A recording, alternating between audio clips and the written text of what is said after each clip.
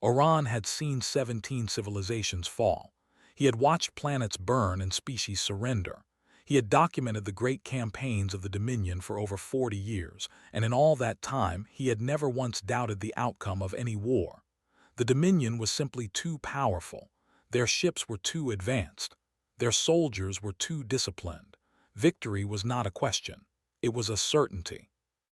So when Supreme Commander Al summoned him to the bridge of the flagship and told him they were invading a system called Sol, Oran felt nothing but mild curiosity. He had heard of the humans before. They were a young species, barely 3 centuries into space travel. They had colonized a few moons and built some stations around their gas giants. They were not warriors. They were not conquerors.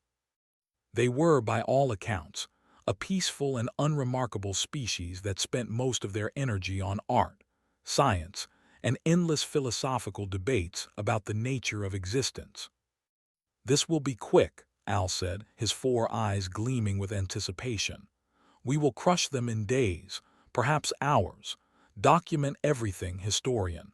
I want future generations to see how easily we expanded our territory." Oran bowed his head and prepared his recording devices. He had no reason to expect anything different. The Dominion fleet consisted of 12,000 warships.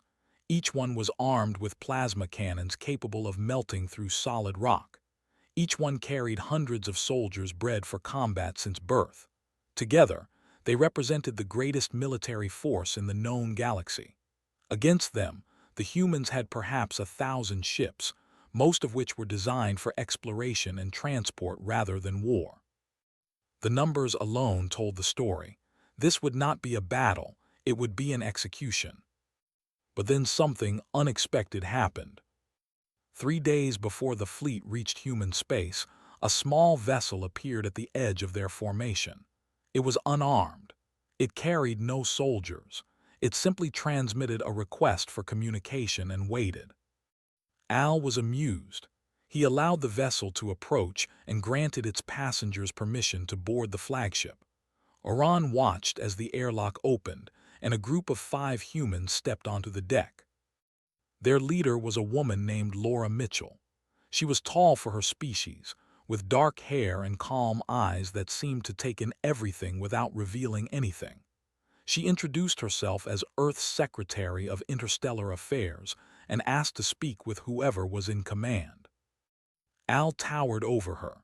His scaled body was twice her size, and his claws could have torn her apart in seconds. But Laura Mitchell did not seem afraid.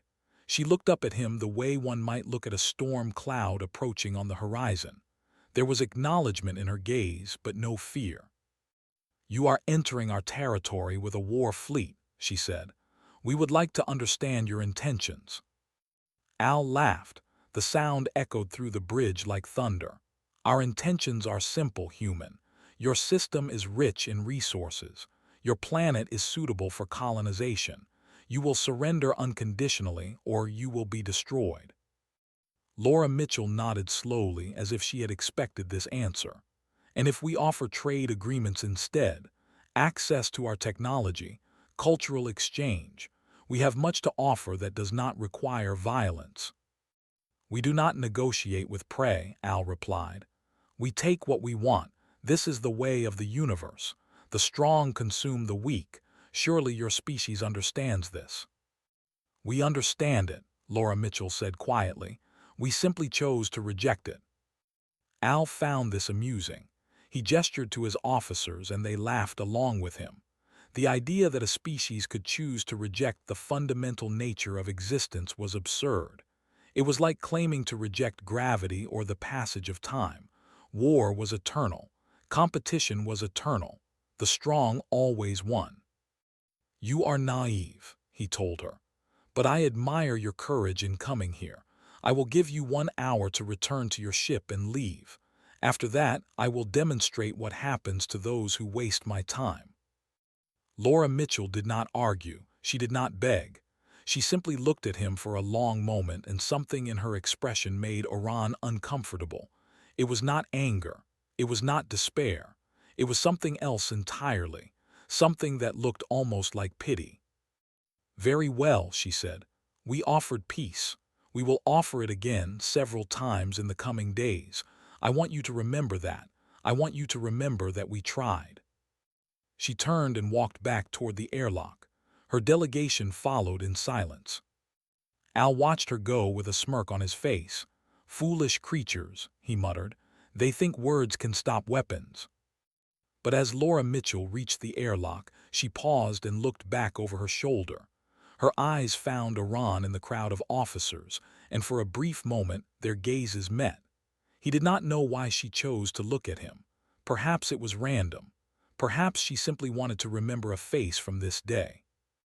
"You are the historian," she said. It was not a question. Iran nodded. "Then write this down carefully," she said. "Write that we came in peace. Write that we offered alternatives. Write that your commander refused everything we proposed." She paused, and her voice dropped to something barely above a whisper. "Write that you made your choice, and when you see what comes next, remember that you made it." Then she was gone. Her ship detached from the flagship and accelerated away. Before it jumped to faster-than-light speed, it transmitted one final message that appeared on every screen in the fleet. The message was simple: "We will remember that we tried." Al ordered the message deleted and the fleet to continue its advance. He was confident. He was certain. He had conquered 17 star systems, and this one would be no different. Iran recorded everything as he always did. But that night, alone in his quarters, he found himself unable to sleep. He kept thinking about Laura Mitchell's eyes. He kept thinking about the way she had looked at Al, as if she were seeing something he could not see. He had documented countless species facing extinction. He had seen them beg, threaten, bargain, and weep. He had seen them fight with desperate fury and surrender with broken spirits. But he had never seen one look at its destroyer with pity. It bothered him more than he wanted to admit. He told himself it was nothing. He told himself that humans were simply strange creatures who did not understand their situation. He told himself that in a few days they would be conquered like all the others, and Laura Mitchell's strange words would be forgotten. He was wrong. He was so terribly, completely wrong. But he would not understand that until much later, when the sky above Earth turned black, and something that should not exist opened its eyes for the first time in 200 years. The first battle happened near the largest planet in the human system. The Dominion fleet emerged from faster-than-light travel and found a wall of human ships waiting for them. There were approximately 800 vessels arranged in a defensive formation around a massive structure that orbited the gas giant. Iran counted the ships carefully, 800 against 12,000. The mathematics were simple, the outcome was certain. But when the battle began, something strange happened. The humans fought well. They fought better than any species Iran had ever documented. Their ships moved in perfect coordination, anticipating Dominion attacks and responding with precise counterstrikes. Their weapons, while less powerful than plasma cannons, were accurate and relentless.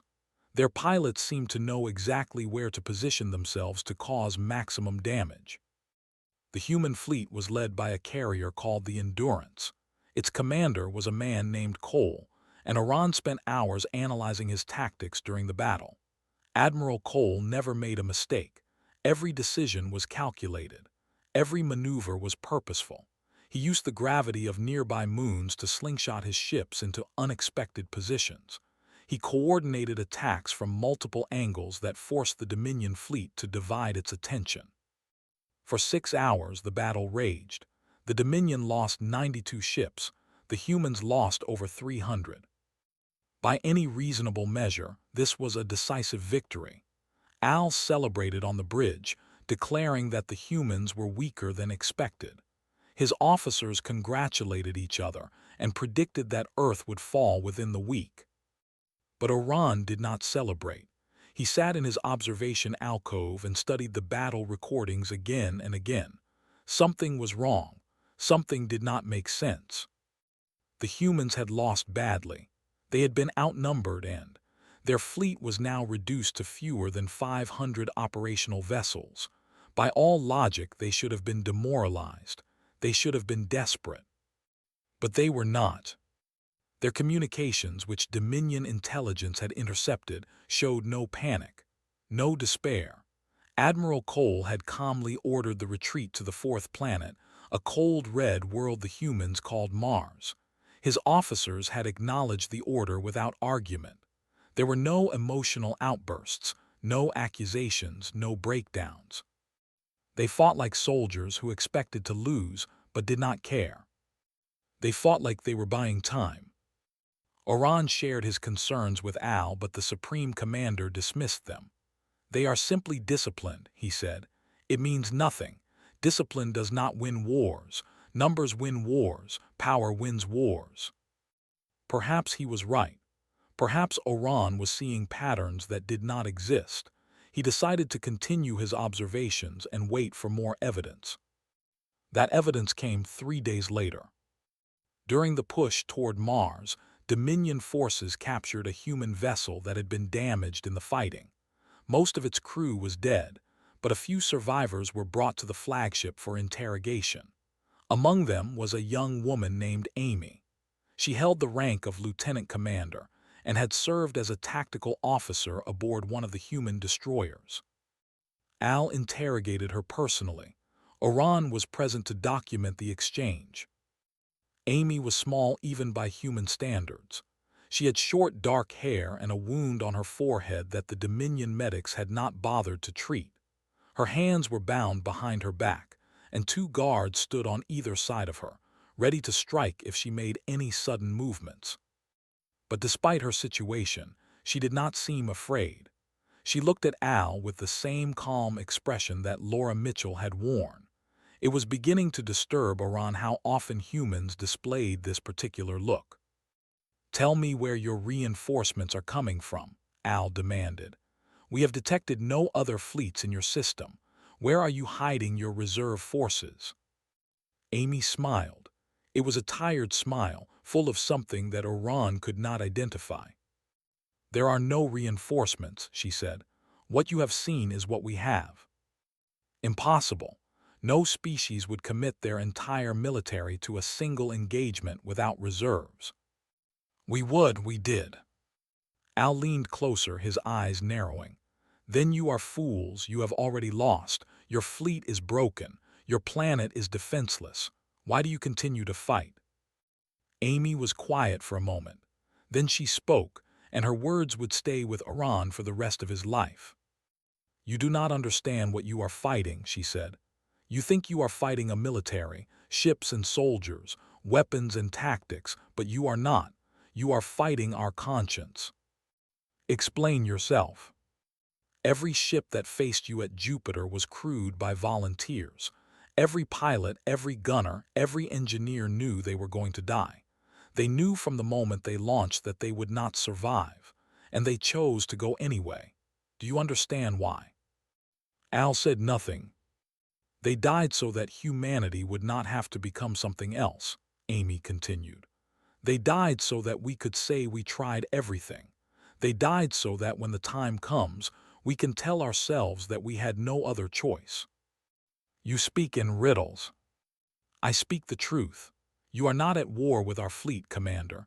You are at war with our mercy, and mercy, like all things, has limits."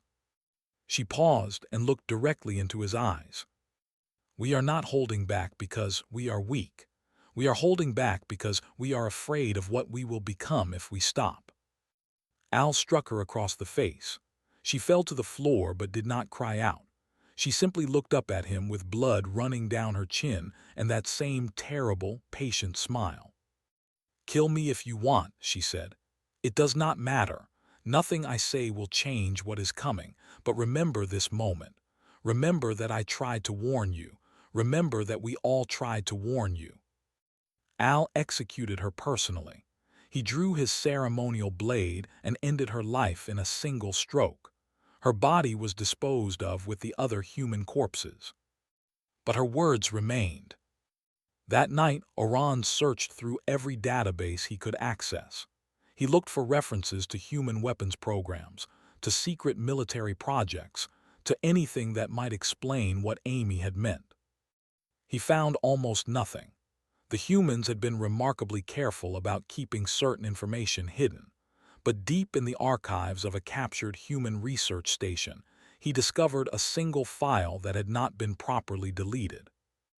It was a transcript of a government hearing from almost 200 years ago. Most of the content had been redacted, but a few fragments remained readable. One fragment mentioned something called Protocol Omega. Another fragment contained a single sentence that made Oran's blood run cold. The sentence read, "If this is ever opened, we must accept that we have become the monsters we promised we would never be." He did not know what it meant, but he knew with a certainty that went beyond logic that they should not have come to this system. They should not have rejected the peace that was offered. They should not have forced humanity to consider other options. But it was too late now. The fleet was already advancing toward Earth, and whatever was waiting for them there was about to wake up. The Dominion fleet reached Mars on the 12th day of the invasion. The Red Planet had been humanity's first major colony, home to nearly 50 million people living under protective domes and in underground cities. Admiral Cole had positioned his remaining ships in orbit, forming a defensive ring around the planet. The battle lasted 4 hours. It was not as impressive as the engagement at Jupiter. The humans were tired. Their ships were damaged. Their ammunition was running low. They fought bravely, but bravery was not enough against overwhelming numbers. When it was over, Mars belonged to the Dominion. Oran observed the aftermath from the bridge of the flagship. The human defenders had been destroyed almost completely. Only a handful of ships escaped, fleeing toward Earth with Admiral Cole among them. The planet below was now occupied by ground forces who were systematically taking control of the human settlements. Al was pleased. 2 battles, 2 victories, there is all that remains. He ordered the fleet to rest for 3 days before the final assault. The ships needed repairs. The soldiers needed to recover their strength. There was no hurry. Earth was not going anywhere. During those 3 days, Oran did something he had never done before. He requested permission to go down to the planet's surface and observe the occupation firsthand. Al granted his request, amused by the historian's curiosity.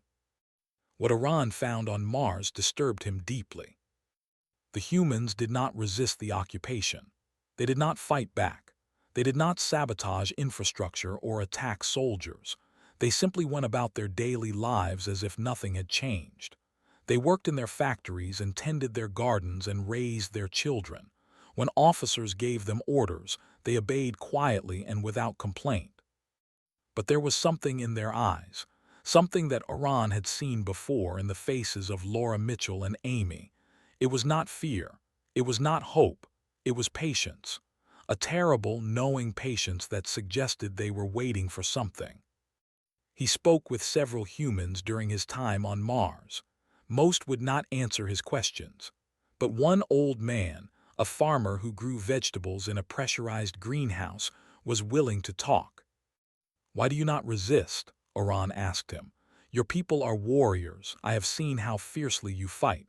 Why do you surrender so easily now?" The old man smiled sadly. "We are not surrendering. We are giving you one last chance." "Chance for what?" "To stop, to turn around, to go home and pretend this never happened." "That is not possible. The Supreme Commander will never retreat." "I know." The old man returned to his plants, gently adjusting the irrigation system. "That is why I am sad, not for us, for you." Oran left Mars more troubled than ever. He could not understand these humans. They had lost everything, and yet they acted as if they had already won. It made no sense.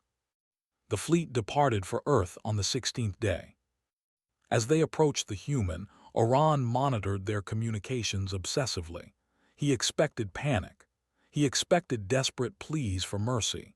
He expected chaos as a civilization faced its final hours. Instead, he found silence. The human communication networks had gone quiet, not dead, not destroyed, simply silent, as if everyone on the planet had stopped talking at the same time, as if they were all waiting together, holding their breath. On the night before the assault, a single transmission broke through the silence. It came from Earth's government, from a man named Christopher who held the title of Chairman of the United Council. His face appeared on the main screen of the flagship, and Al allowed the message to play for all officers to hear. Christopher was an older man with gray hair and tired eyes. He sat behind a simple desk in what appeared to be an underground bunker. There were no decorations behind him, no flags or symbols of authority, just plain concrete walls and dim lighting. To the commanders of the Dominion, he said, his voice was calm and measured. I am speaking to you now because we have reached the end of our options. For 18 days you have invaded our territory. You have destroyed our fleets. You have occupied our colonies. You have killed 11 million of our people. He paused and took a breath. During this time, we have offered peace 17 times. Each offer was rejected. We have proposed compromises, treaties, and surrenders under various conditions. All were refused.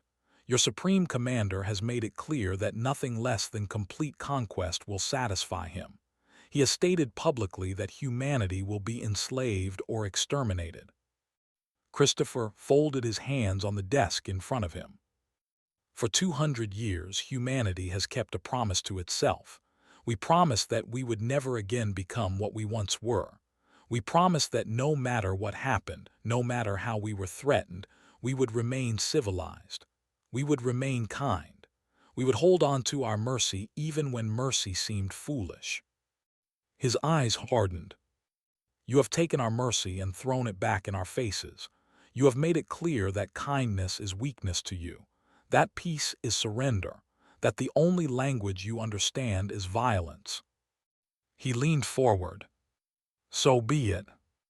Tomorrow, when your fleet descends on our world, you will see something that no species has ever seen. You will witness the consequence of pushing humanity beyond its limits. You will learn why we spent 2 centuries praying that this day would never come. Christopher stood up from his desk. I want you to understand something clearly. What happens next is not our sin. It is yours. We tried everything else. We exhausted every alternative. We gave you chance after chance after chance, and you refused them all. He walked toward the camera until his face filled the screen. You wanted to see humanity at war. Fine. You will see it, but not the war we have been fighting. Not the polite, restrained, civilized war where we accept losses and follow rules. You will see the war we locked away, the war we promised we would never fight again. His final words were barely a whisper. May whatever gods you believe in have mercy on you, because we have run out. The transmission ended. Al laughed and ordered his officers to prepare for the morning assault. He dismissed the message as a bluff, the desperate words of a defeated leader trying to frighten his enemies. But Oran did not laugh. He returned to his quarters and spent the night searching through captured human records. He found fragments of history, references to ancient wars where humans had killed each other by the millions, descriptions of weapons that could poison entire continents, stories of cruelty so extreme that even reading about them made his stomach turn. And everywhere, repeated again and again, he found references to something called the Vault. The Vault was never described directly. It was always mentioned in passing, in hushed tones, as if speaking about it too loudly might wake something up. The only concrete information he could find was a note in a classified military file that read, "Contents of the vault are not to be discussed, documented, or acknowledged. If the vault is ever opened, all previous military protocols are void. God help us all." Oran sat in the darkness of his room and felt something he had never felt before. Fear. Not the ordinary fear of battle or death, something deeper, something primal, the fear of a creature that suddenly realizes it is not the predator. It is the prey. and it has made a terrible, irreversible mistake. The morning came cold and quiet. The Dominion fleet hung in space above Earth like a swarm of metal insects, waiting for the order to descend. Below them, the blue and green planet turned slowly, its surface dotted with cities and farms and oceans that sparkled in the sunlight. Oran stood at his observation post and watched the preparations unfold. 12,000 warships arranged themselves into assault formations. Soldiers checked their weapons and boarded transport vessels. Commanders reviewed their targets and confirmed their orders. At exactly 600 hours, Al gave the command. The fleet began its descent. At 607 hours, everything changed. The first sign was a shadow. Something vast and dark passed between the fleet and the sun, blocking the light for just a moment. Officers looked up from their stations. Sensors flickered and went strange. Communications filled with static. Then the moon moved. Not the entire moon, but something that had been hidden behind it. Something that emerged from the darkness of the lunar far side and drifted into view with the slow, inevitable motion of a nightmare becoming real. Oran stared at it and felt his mind struggle to understand what he was seeing. It was a sphere, approximately 2 kilometers in diameter. Its surface was the color of absolute darkness, a black so complete that it seemed to swallow light rather than reflect it. Around its edges, a halo of pale fire burned continuously, flickering with colors that should not exist. Every sensor on every ship in the fleet went dark simultaneously. Screens turned to static. Instruments displayed impossible readings. Navigation systems forgot where they were. Weapons systems refused to acknowledge targets. And then the sphere spoke. Not through radio waves or electronic signals. It spoke directly into the minds of every living being in the fleet. Oran heard the voice inside his skull, behind his eyes, in the deepest parts of his consciousness where thought became feeling.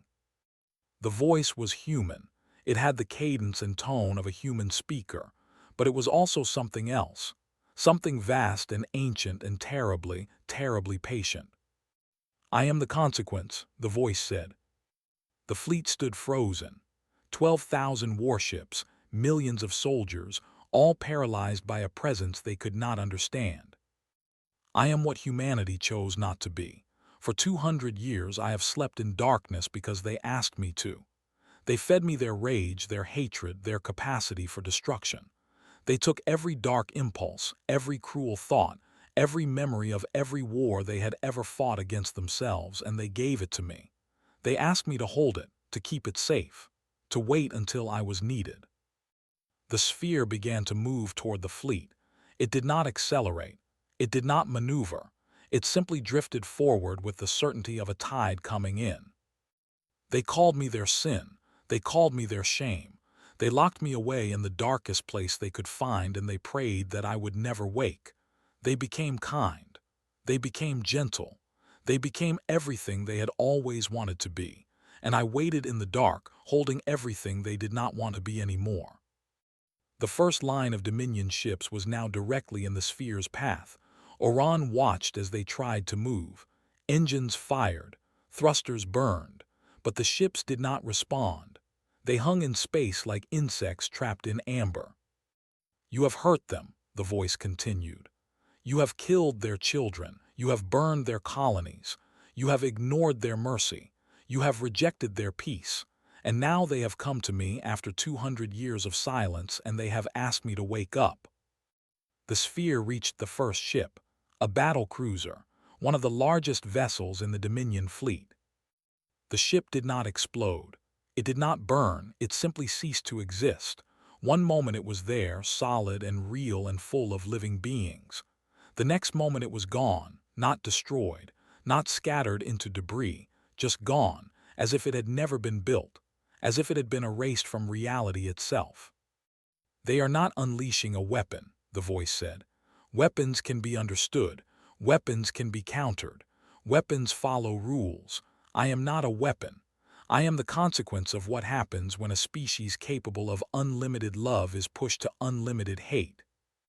More ships vanished, one after another. The sphere moved through the fleet like a shadow moving through light. Everything it touched disappeared. Soldiers, officers, engineers, entire crews of thousands, all erased in an instant.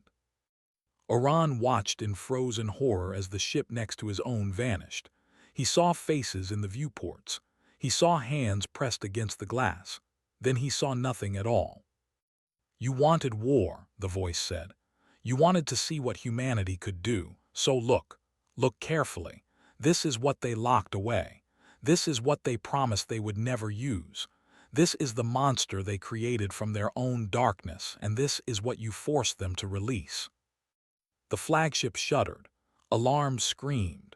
Officers ran in every direction, but there was nowhere to go.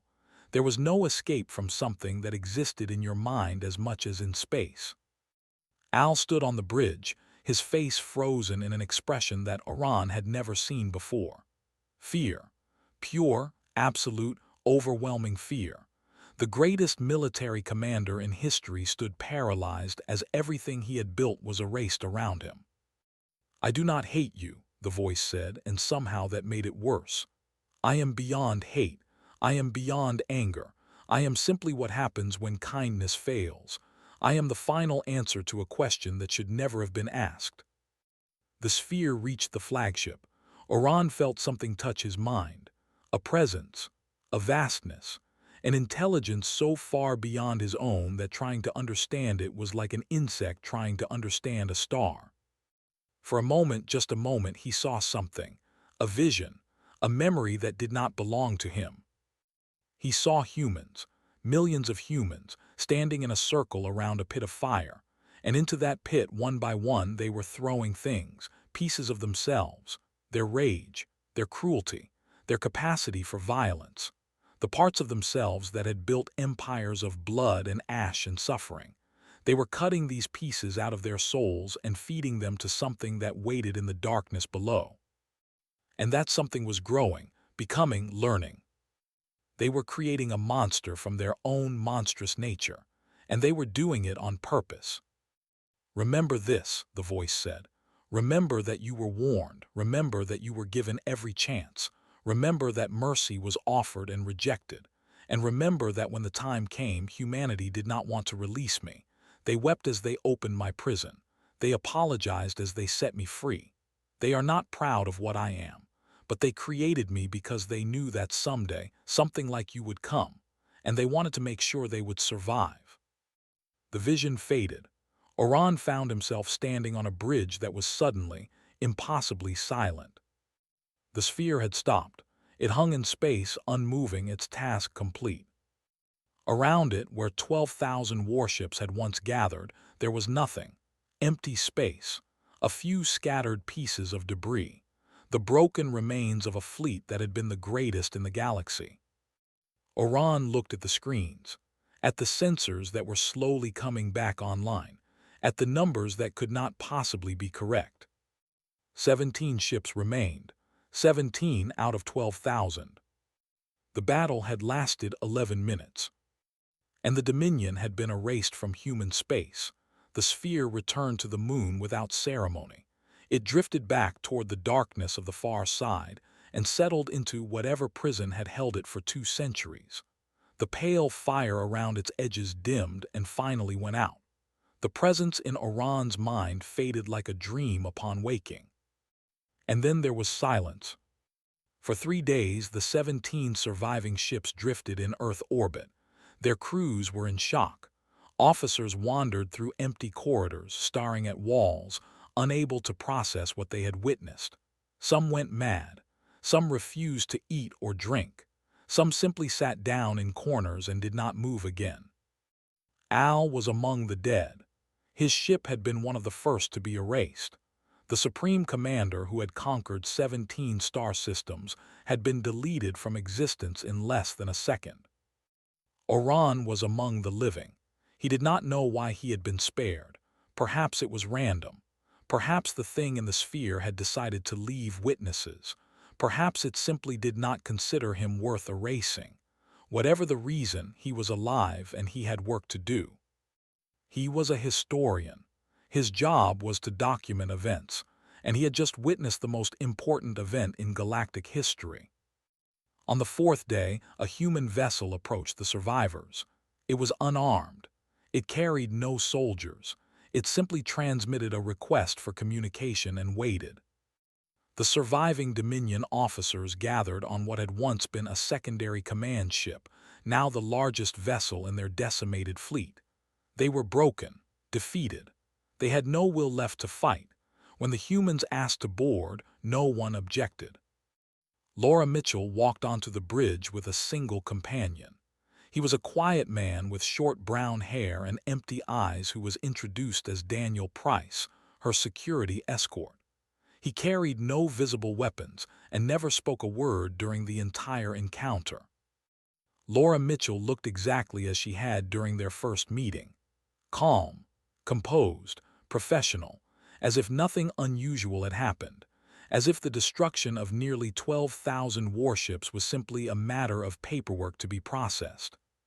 She stood before the surviving Dominion officers and waited until she had their attention. "Your war is over," she said. "You will return to your territory.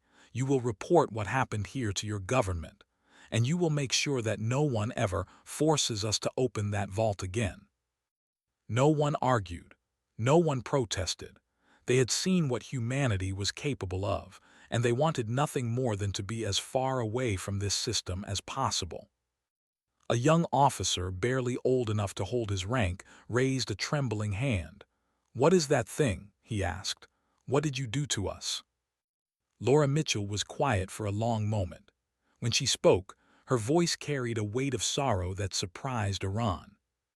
200 years ago, humanity faced a choice. We could continue to be what we had always been: warriors, conquerors, killers. We had spent our entire history fighting each other, fighting our neighbors, fighting anyone who seemed like a threat. We were good at it, better than most species will ever understand. She walked to a viewport and looked out at the blue planet below. But we were tired of it, tired of the killing, tired of the hatred, tired of looking at ourselves and seeing monsters. So we decided to change. We decided to become something better, kinder, more compassionate. We would build a civilization based on cooperation instead of competition, on mercy instead of strength. She turned back to face the officers. But we knew it would not be easy. We knew that the darkness in us would not simply disappear because we wished it away. It was part of us.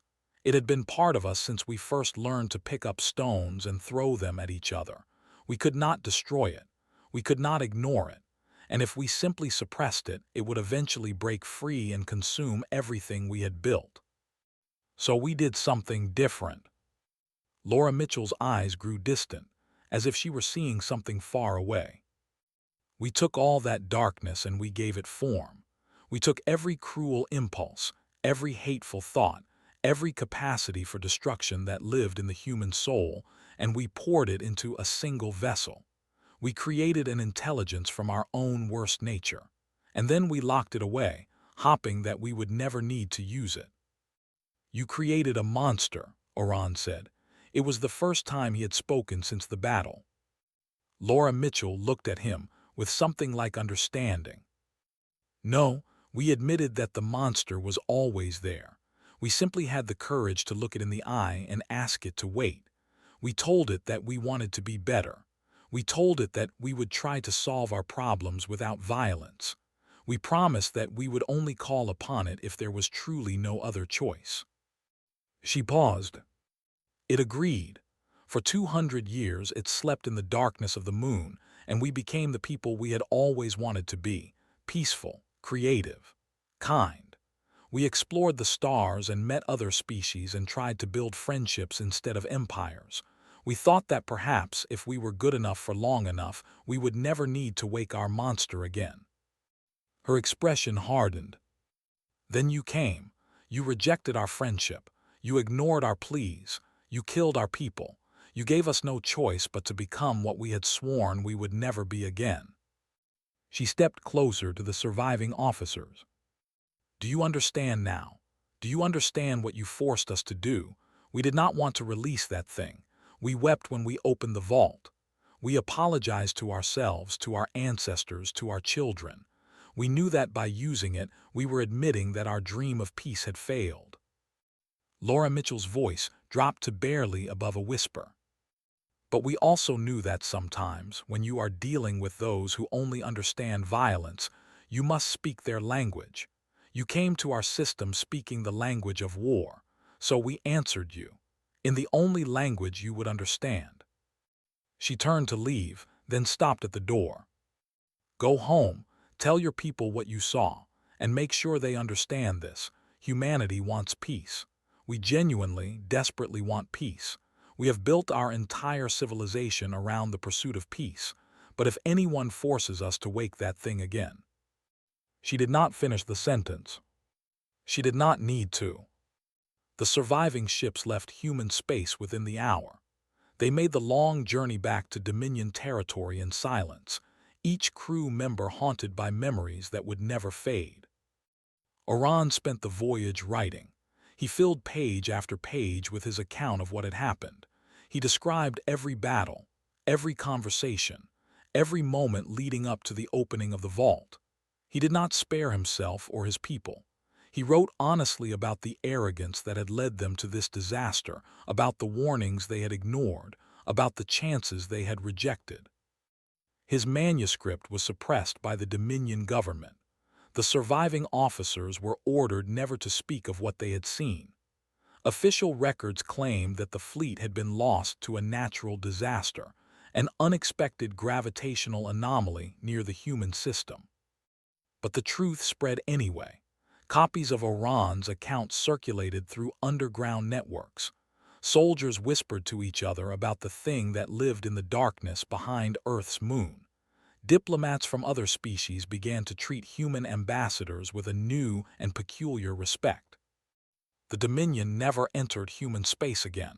No one did. The final line of Oran's manuscript became famous across the galaxy. It was quoted in diplomatic meetings and military academies and philosophical debates about the nature of power and peace. The line read, "I thought I comprehended war. I had studied 1,000 campaigns, documented 100 species methods of destruction. But I did not understand war until I watched humanity fight one with their hands tied behind their backs, and then, when we forced them to untie those hands, I understood that they had been protecting us all along, not from themselves, from what they had chosen not to become." Oran died peacefully many years later in a small house on a quiet world far from the center of galactic politics. His final words, spoken to the young historian who came to interview him, were simple. "They are still out there," he said.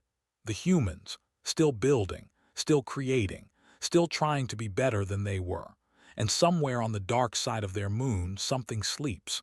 Something that remembers what it was like to be human at their worst. Something that hopes, just like they do, that it will never be needed again." He closed his eyes. "Pray that they succeed. Because if they fail, if someone forces them to open that vault one more time." He did not finish the sentence. He did not need to. Some things are better left unsaid. Some fears are too deep for words, and some lessons once learned should never be forgotten. The galaxy remembered, and humanity continued to dream of a future where their monster could sleep forever. The end.